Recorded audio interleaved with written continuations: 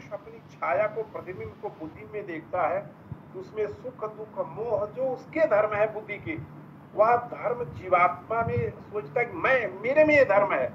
तो वही सुख दुख मोह को लेकर के अहम सुखी अस्मि, अहम दुखी अस्मि, अहम मोहितः अस्मि, इस तरह की पुरुष को, जीवात्मा को ये भावना होती है।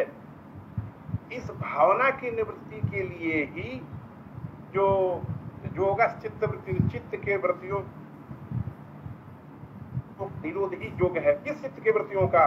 बाह्य विषयों से जन्य जो हमारे जो एक संस्कार होते हैं, तो बाह्य विषयों से संबंधित जो वृत्ति है उस वृत्ति का निरोध ही करना योग है।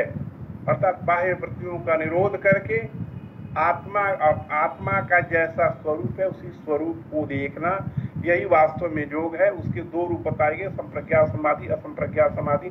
संप्रज्ञा समाधि में ज्ञाता ज्ञान ज्ञेय ये तीनों अलग भाषित होते हैं, और असंप्रज्ञा समाधि में ज्ञाता ज्ञान और ज्ञेय का त्रिपुटीकरण होना, अभेद संबंध भाषित होता है। ज्ञाता ज्ञान ज्ञेय एक हो जाते हैं, तब वहां पुरुष देखता है कि अरे अरे ये तो बुद्धि के धर्म थे, सुख दुख मोह मेरे धर्म नहीं है, मैं तो नित्य हूँ, शुद्ध हूँ, बुद्ध हूँ, मुक्त स्वभाव हूँ। इस तरह की जब उसमें भावना होती है तब आता है तुम हे जीव, तुम ही ब्रह्म हो, तुम ही ईश्वर हो। उसके बाद अहम ब्रह्मास्मि, प्रज्ञानम घन ब्रह्म, अयम आत्मा ब्रह्म, इस तरह की भावना उसमें होती है। तो इन विषयों के, इन तत्वमसि अहम ब्रह्मास्मि प्रज्ञानम घन ब्रह्म अयम आत्मा ब्रह्म, इस स्वरूप को दिग्दर्शित कराने वाले योग के माध्यम से दासानुदास आत्मबोधानंद पीठाधीश्वर डॉक्टर अनिल मिश्र जी, पीठाधीश्वर महाप्रभु रामनाथ परमहंस आत्मबोध पीठ के आचार्य का जो हम योग से आत्मबोध, योग से आत्मबोध माने ज्ञान, आत्मा के स्वरूप को कैसे हम जाने, इस विषय पर षट चक्रों के माध्यम से प्रायोगिक द्वारा आपने मूलाधार, शस्त्रार इत्यादि षट चक्र के माध्यम से आपने हमको दिग्दर्शित कराया। और हमारे विश्वविद्यालय से संबद्ध हमारे वरिष्ठ बहुत आचार्य भी इसमें सम्मिलित हुए थे। अधिष्ठाता से हमारा सौभाग्य कि हमारे अधिष्ठाता इसमें सम्मिलित हुए थे।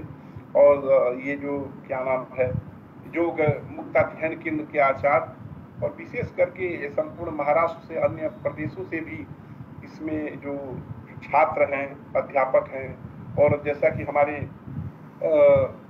परम सम्माननीय डॉक्टर अनिल मिश्र पीठाधीश्वर महाप्रभुनाथ परमहंस आत्मबोध पीठ के बताए कि बहुत अच्छे इसमें प्रचारक भी इसमें सम्मिलित हैं, और बहुत बड़े बड़े अधिकारी और आत्मज्ञ भी बहुत ऐसे इसमें सम्मिलित हैं। आपने एक सदा द्रष्टु स्वरूपे अवस्थानम का बोध कराया, चित्त के वृत्तियों का निरोध कैसे किया जाए, इसकी क्या क्या विधि हो सकती है, और शिव सदाशिव से लेकर के और हम लोग तक जो गुरु की परंपरा उसका दिग्दर्शन कराया। और इस तरह से आपसे निवेदन है कि आप प्रात्यक्षिक रूप से हमारे विश्वविद्यालय में आकर के कुछ हमारे जो योग के साधक हैं, योग के अध्यापक हैं और अन्य आचार्य हैं, उसको कुछ आशीर्वाद प्रदान करें।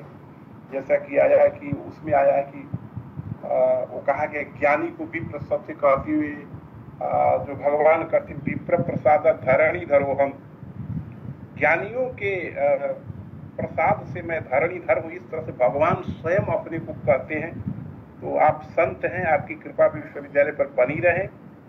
आपसे मिलने पर मैं बहुत प्रभावित हुआ, और ये जो गुरु परंपरा से दीक्षित होकर जो संत होता है उस पर गुरु की कृपा होती है। और आप हमारे विश्वविद्यालय को सादर आपको नमस्कार। हमारे विश्वविद्यालय पर दृष्टि बनाए रखें कि हमारा विश्वविद्यालय का मुक्ताध्ययन केंद्र अपने उत्कर्ष को प्राप्त करे, विश्वविद्यालय भी भविष्य में उत्कर्ष को प्राप्त करे।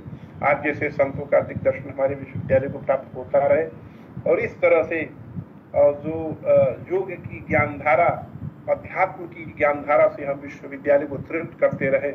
क्योंकि देखिए हमारे विश्वविद्यालय का वही है कि विश्वविद्यालय का ध्येय वाक्य है सर्वेषां संस्कृतम, सबके लिए संस्कृतम, भविष्य संस्कृतम।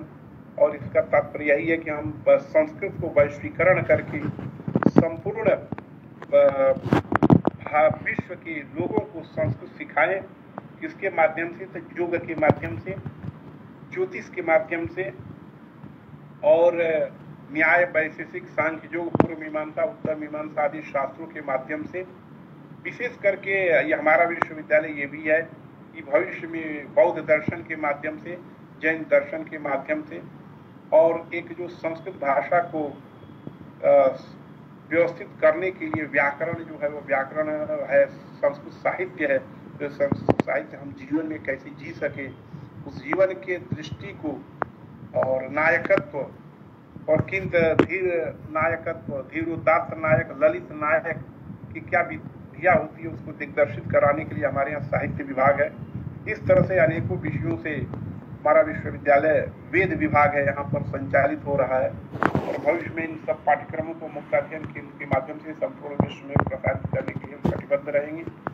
आशीर्वाद प्रदान करें आपके द्वारा, इस विश्वविद्यालय का उत्थान हो और आप जैसे संतों का समागम होता रहे, विश्वविद्यालय अपने उत्कर्षत्व को प्राप्त करता रहे। पुनः पुनः इसमें जितने आपके शिष्य शामिल हुए हैं सबको सादर नमन करते हुए, और विशेष करके योग से आत्मबोध विषय पर सैद्धांतिक और प्रायोगिक रूप से दिग्दर्शित कराने वाले परम पूजनीय दासानुदास आत्मबोधानंद पीठाधीश्वर डॉक्टर नलिनी मिश्र जी, महाप्रभु रामनाथ परमहंस आत्मबोध पीठ लखनऊ के जो हमारे स्वामी जी हैं, स्वामी को सादर नमस्कार करते हुए, और पुनः पुनः सदाशिव समारंभाम शंकराचार्य मध्यमाम अस्मदाचार्य पर्यंतम वंदे गुरु परंपरा के अंतर्गत आपको नमन करते हुए, और विश्वविद्यालय के उत्थान आपकी दृष्टि हो, बीच में आपको पुनः विश्वविद्यालय आप पधारे, जब आए तब आपके लिए स्वागत है विश्वविद्यालय में।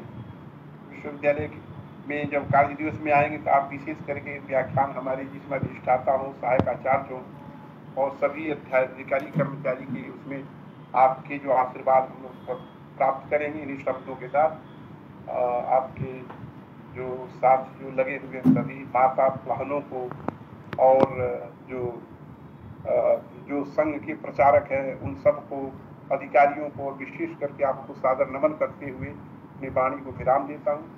जयतु भारतम, जयतु संस्कृतम, जयतु कविकुल गुरु कालिदास संस्कृत विश्वविद्यालय से मुक्ताध्ययन पीठम।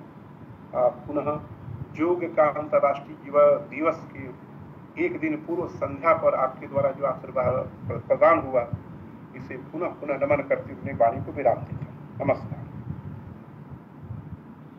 धन्यवाद महोदय, आपकी वाणी हमेशा हमें प्रेरित करती है और नई ऊर्जा के साथ नए कार्यक्रमों को हमें संचालित करने के लिए प्रोत्साहित करती है। आपका शतशः धन्यवाद।